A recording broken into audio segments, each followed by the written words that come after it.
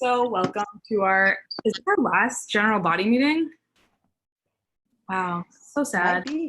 Oh my gosh. Our last general body meeting that should have happened. I don't know what we're doing in the future. If you still want to, please fill out that form that Nat sent out in the group me. So we know if you guys are actually interested in continuing this through the summer, because I know I'm not doing anything this summer. All right, so you can still join if you really, really want to. The dues are $45 for late fees, and you need to fill out the All About Me form, blah, blah, blah. So I'm gonna let Lindsay talk about this new LinkedIn page really quick, if she wants to. Yeah, I don't think I'm muted. So I made a LinkedIn page as well as a LinkedIn group for the Women in Science Society at SDSU specifically. And my idea behind it was the page is something where I can have us be as something where I can share with you professional events that we're having, like the general body meeting where we're having a guest speaker today. And so if you follow that page, you'll get those notifications on LinkedIn, and then you can also share them on your page to be showing professional events that you're doing. So it's a way that our club's trying to have you guys be active on LinkedIn and be sharing the things that you're already doing so that you can start kind of building those connections. We have also created the LinkedIn group, they're titled the same thing. And so the group, if you request to be in it, I can add you in it because I'm the admin for it.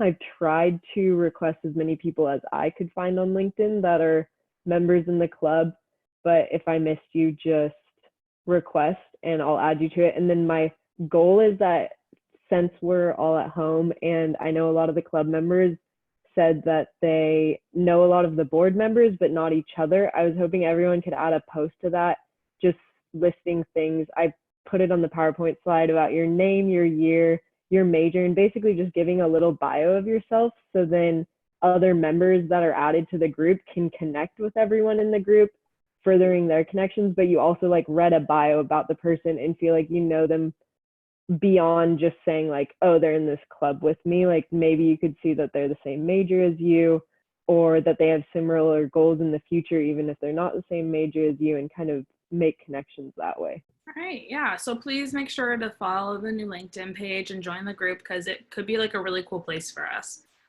Okay, so thank you for everyone who's been coming to our virtual events the past few weeks. They're pretty fun, a little weird, pretty fun. Like Julia just said, I sent out a poll in the group me, so if you could please answer it. We're planning on having more events throughout the summer since everyone's at home, but we just want to make sure that you guys are interested in that and we'll be coming to them so we can do things that we know that you guys would like. This upcoming week, we have our national board Q&A panel. We have 3 panelists who are all the board of directors for the nationals of WSS. We have Dr. Sturchler, who's an ER doctor, Dr. Becca Lewinson, who's our faculty sponsor, and she a researcher and maybe professor, not entirely sure, at State. And then Veronica Casas, who used to be our faculty advisor. She's a really good resource to have and just someone to know. So come ask them questions, find out more about how they are dealing, how faculty and other professionals are dealing with this time. It'll be really interesting. So we'll send out the Zoom link in the email tomorrow. And then also this upcoming Friday, May 1st, not this upcoming, next Friday, sorry. We're going to be having a virtual arts and craft night. So if you have anything in your house, you can literally bring a coloring book, anything that you want to do. We're going to have a Zoom link and just have some fun and be creative with each other. Well, the art contest is still a thing. It's still happening. And you just send it to my email, that long email right there. It could be anything that you think that represents WSS, women in science, just science in general. It can be on paper or digitally, it doesn't matter. The date is April 30th, which is next week. So make sure if you really want to get that in. The best art will be uploaded to the Redbubble, so that'll be really cool because it can be a sticker or a t-shirt or whatever you want it to be. So yeah, if you're really creative, do that. All right, so we're still doing Member of the Month. as you all know. And this month we actually have 2. And these 2 girls have been very involved with doing things virtually, since I know it's kind of hard. Like, yeah. But anyways, they've been doing their best, and every week they're coming to their events that they pitched because it's an AG group, and they are Sophia and Tabitha. So I don't know if they're here. If they are, congrats. If they're not, still congrats. But yeah. So we have a Q&A session. I'll let Jessica introduce her. Yeah, so Julia is a really, really close friend of mine. We met at our local children's hospital where we did an internship together, and she is currently a second year in a 6-year PA program in Massachusetts. She's practiced as an EMT for like, I think a year or something like that.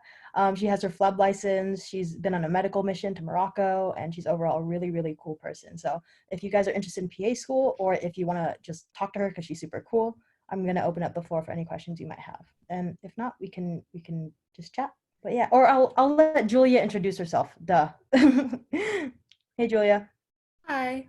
I mean, Jessica pretty much did my introduction for me, but yeah, so I'm a student in Boston, which provides me with a lot of cool different medical experiences because I do live.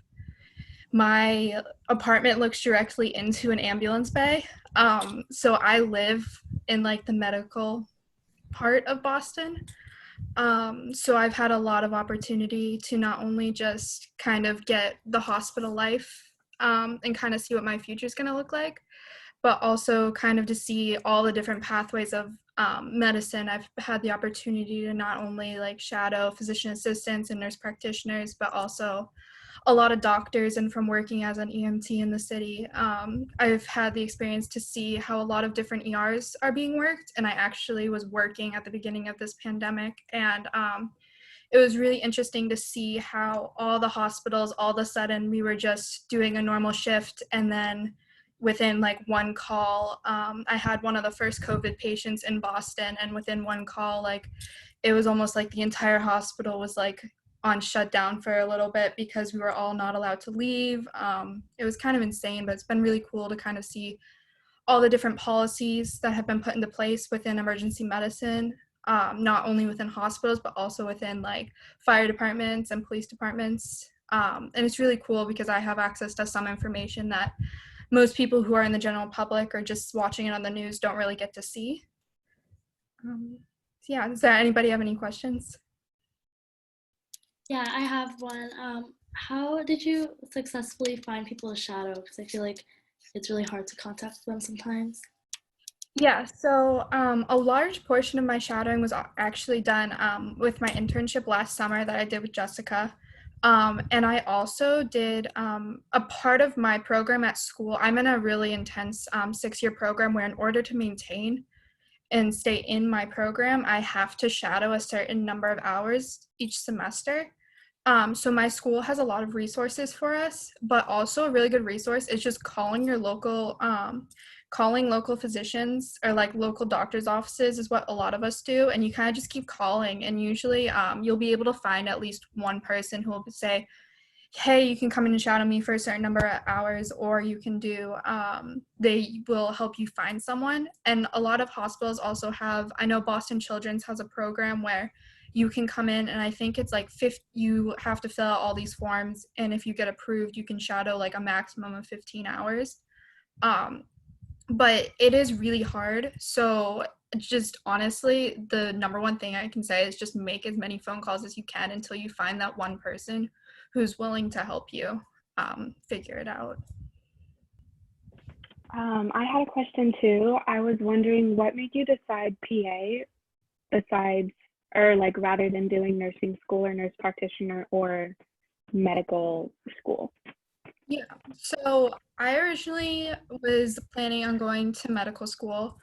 But then as I started, when I started the whole college application process, one of my college coaches suggested that I looked into physician assistant school, which I had no idea what it was when I started looking. And then as I did more research, I found it was a better fit for me, primarily because you aren't confined to one specialty like you are with becoming an MD. It's a lot easier to go between specialties or double specialize simultaneously.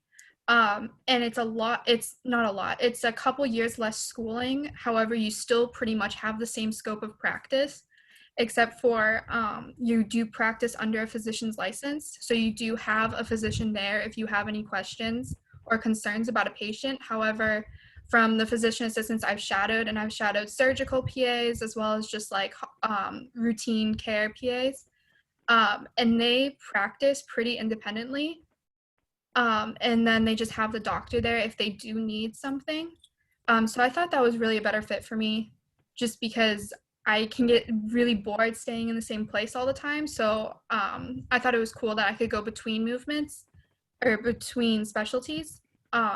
And as for why I didn't go the NP route, was because to become a nurse practitioner, you have to work as a nurse first. And I don't necessarily have the personality that makes a good nurse.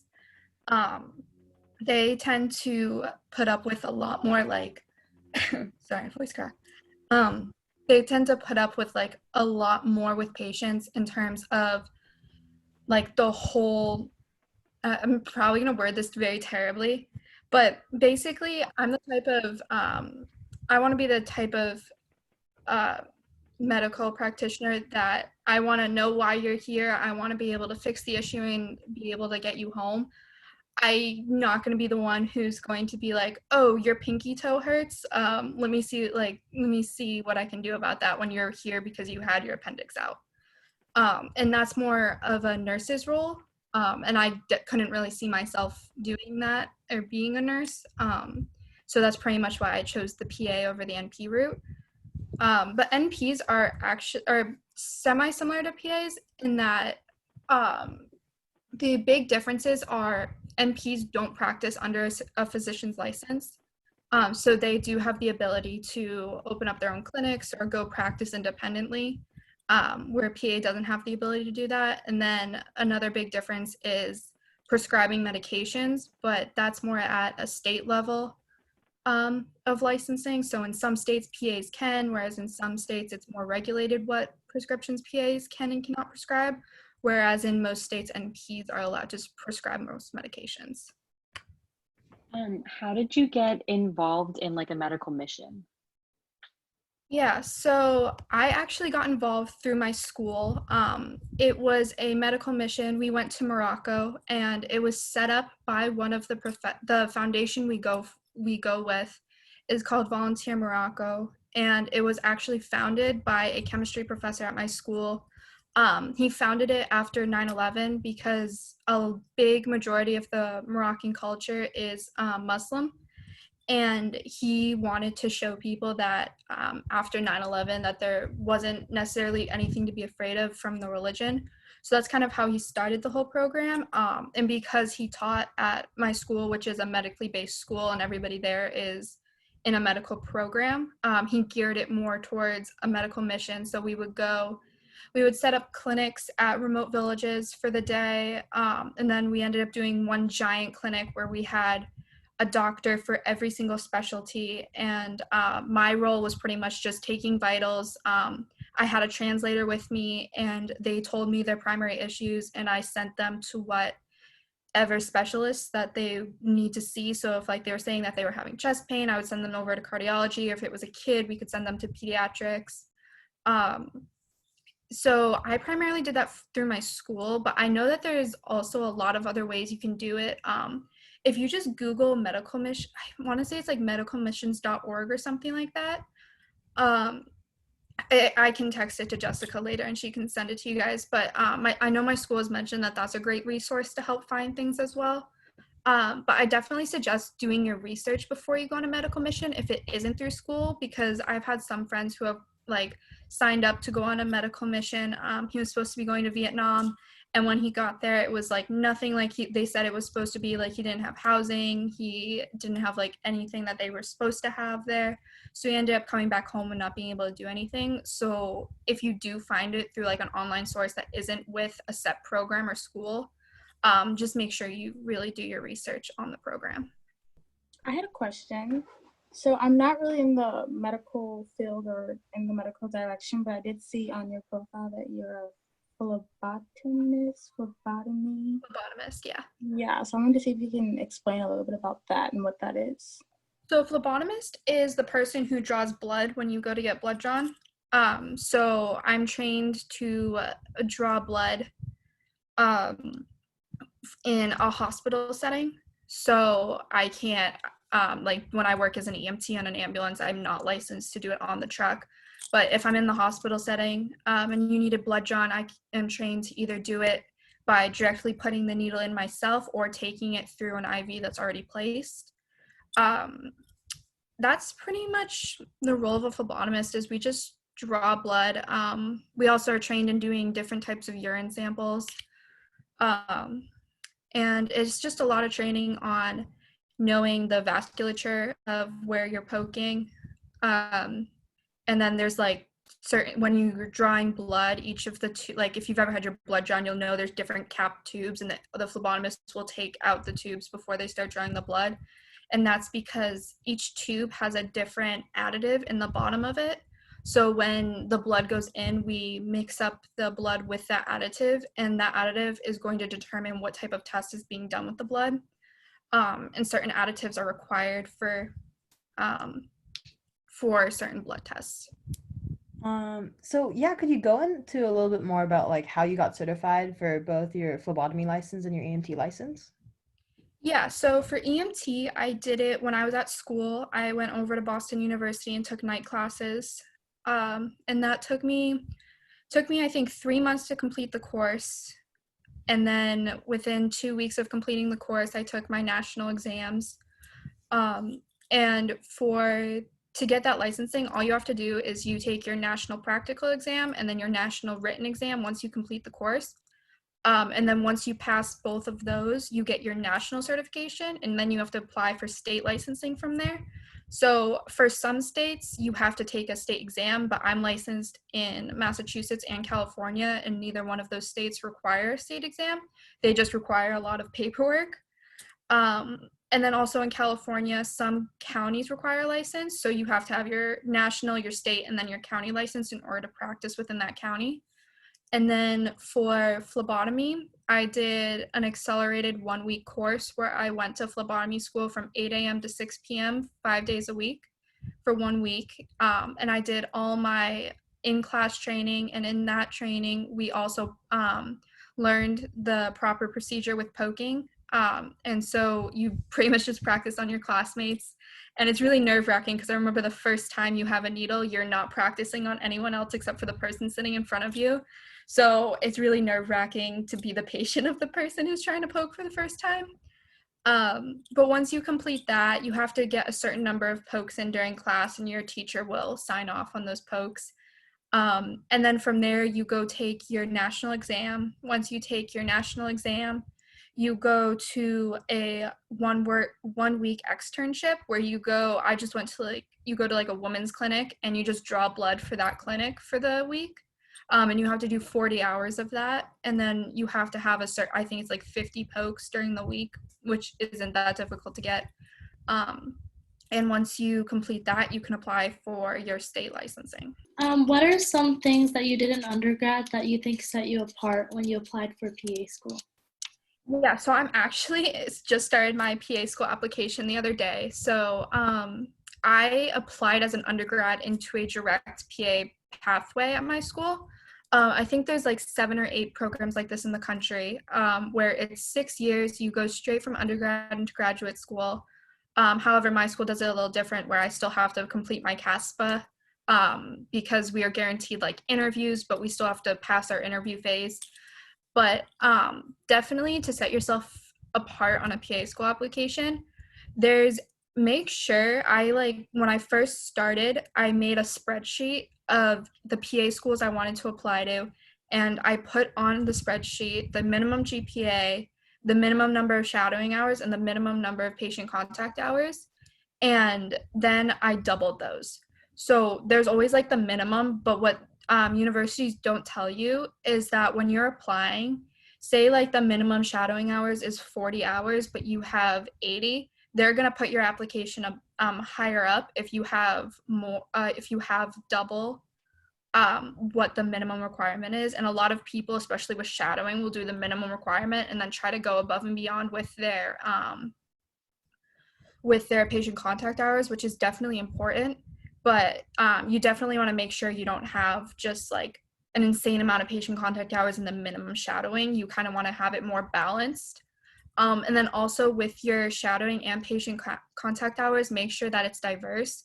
So when I was working as an EMT, instead of just working as like a transport EMT, I switched up between, I was working on a 911 truck for a while. I worked in an ER.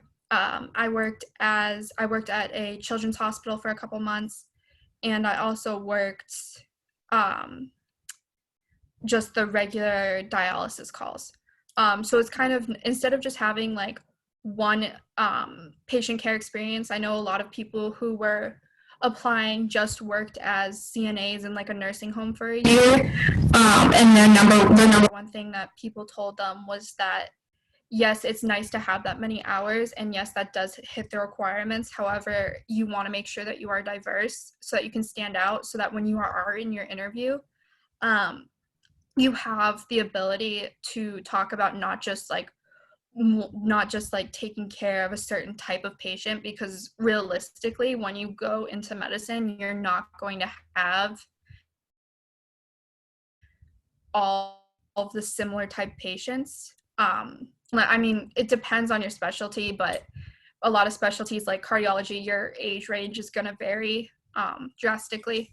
So it's nice just to have that diversity in knowledge, whether or not you were just like taking vitals for the patients, but you were also, it's nice being able to work in the healthcare industry.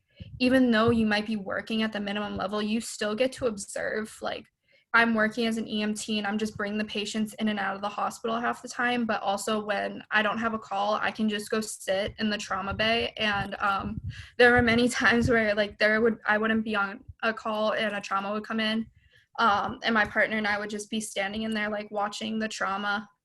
So you really get to get a sense of all the different types of healthcare providers. So it's like very different seeing like a trauma surgeon work versus a general practitioner working. It's very different personality types as well. And I think that's really nice to be able to see, because being able to watch the different personalities types practicing medicine, it's also really helpful for you to kind of figure out where you're going to fit in if you do want to go into the medical field, because personality is a really big factor in determining like what specialty or what field you go into. And I think that's really underplayed in a lot of undergrad education, because once you get to grad school, they really do, like, professors are constantly watching you to see how you're interacting with your classmates, how your study habits are, all that kind of stuff. So it's definitely important to make sure that you're well-rounded. Also, like, I know every week's probably different, but what's the week in your life, kind of? How do you balance everything? Yeah, so Jessica's laughing because she knows I don't sleep. Yeah, so like a week in my life, I usually am up around 6 a.m. and I usually go to school. I'm usually at school by 7:30 every morning, and then I'll probably leave school around 5. And I'm usually in and out of classes during that time period, or studying, or just at the coffee shop down the street. And that's usually Monday through Friday. And then depending on how busy the week was, a lot of times I work night shifts, so I would get called into work a lot. So I would go, sometimes I would have to go straight from school to either the hospital or ambulance bay, depending on where they needed me, work for the night, and then go back to school the next morning.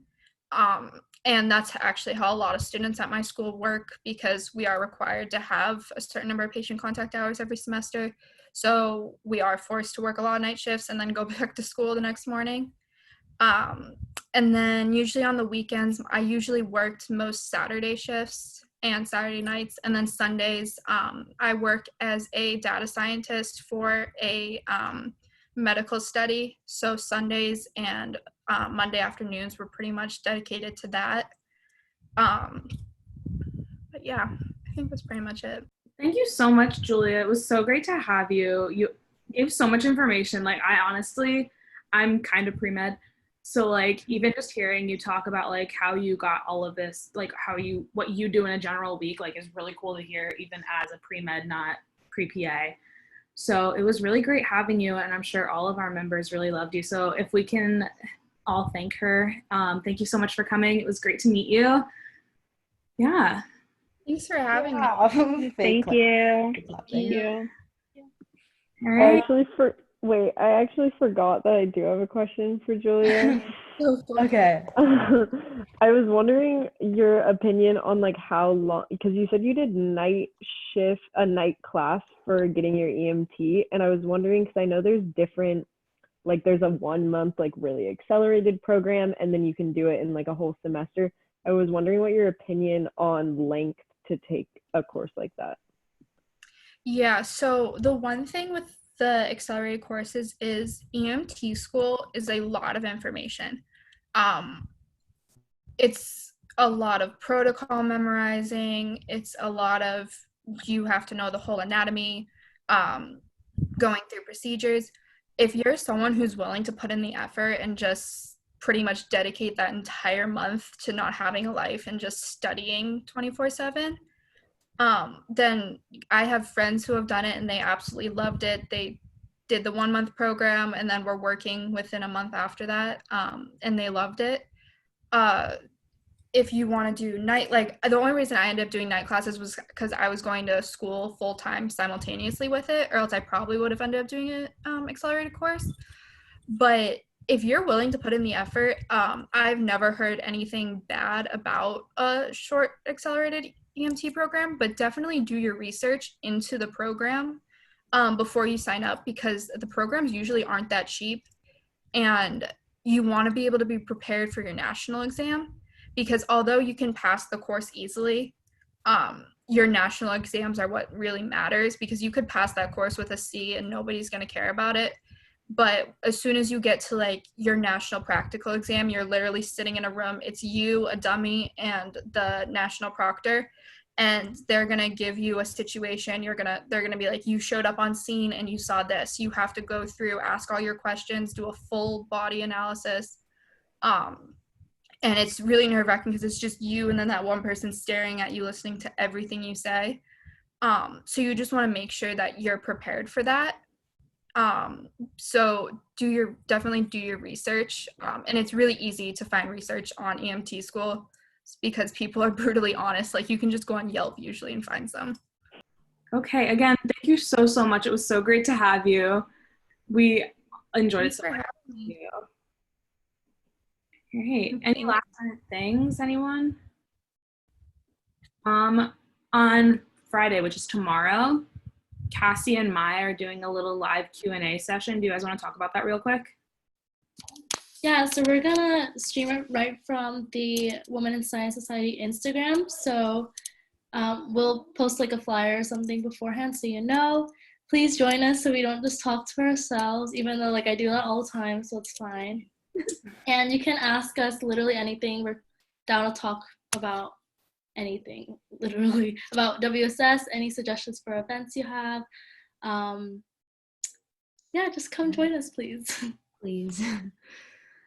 Yeah, I'm excited. What time is it at? 5 p.m. Pacific. Okay, cool. On Saturday. All right. It was so great to see everyone. Anything else anybody can say? You don't have to be on exec.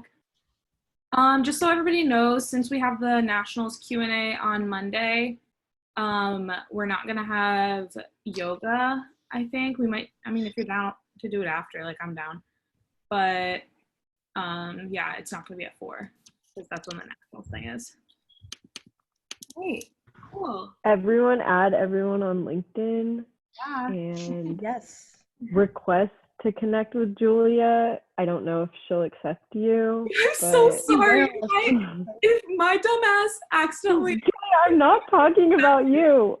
I was like, but I meant about Julia Keating. A bunch of WSS girls added me on LinkedIn, and I denied them just because I'm stupid. And then I reported that I didn't know who they were. And I don't know why. That's so extra too. Oh my god. Because I literally accept everyone. I don't know what's going on. I was like, crying at the dinner table. I was like, I can't believe I did this. And my mom was like, calm down. Anyway, so if I did that to you, I'm so sorry, and I didn't mean it. I didn't know I'd get such a big story about saying that. And tell her where you met her from, because that's a big deal. That's what we learned last week. Was if you tell them like where you met her, like they're more likely to add you, and it's more likely to be a better connection. So make sure you like message her and tell her that.